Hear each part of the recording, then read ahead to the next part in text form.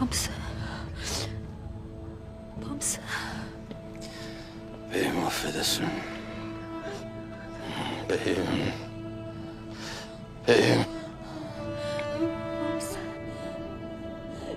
Kendine geliyor. Allah'ın çocuğu. Affedersin beyim. Koruyamadım beyim. Bamsı ben yanındayım. Kim kıydı size söyle. Hangi hainler bunu yaptı size? Bilmezim. Kefenin yüzü örtülüydü.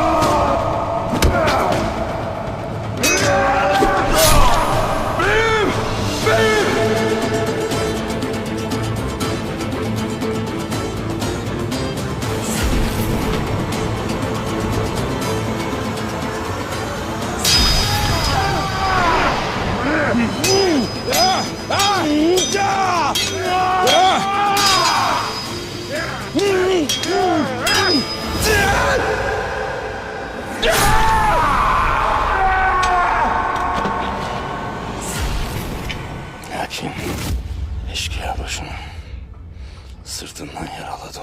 Ya Ertuğrul Bey, o nerede? Beyim de yaralandı. O da yaralandı.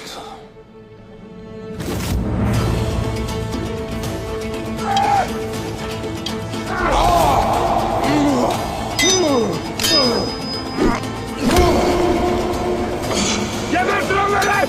Kaçmalarına izin vermeyin!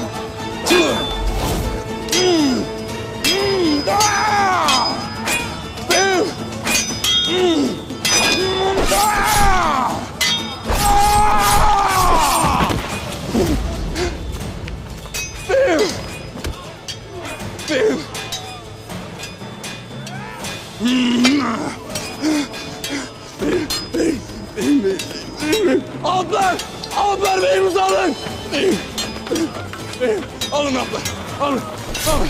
Alın! İki alpimiz beyimizi götürdü.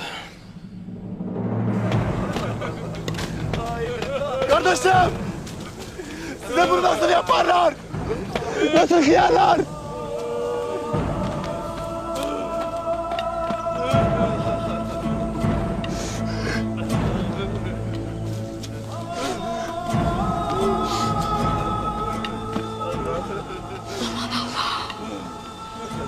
Her yer şehitlerimizle dolu.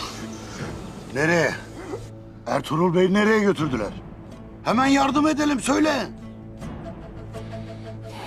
Bilmezim. Bilmezim.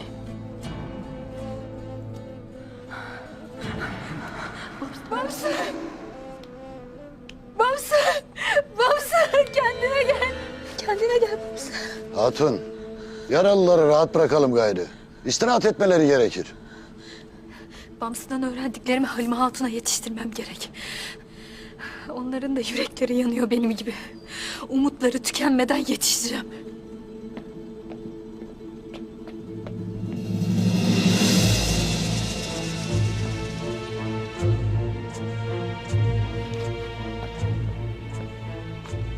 Şimdi söyleyeceklerimi tez Emir Hazretlerine bildiresin.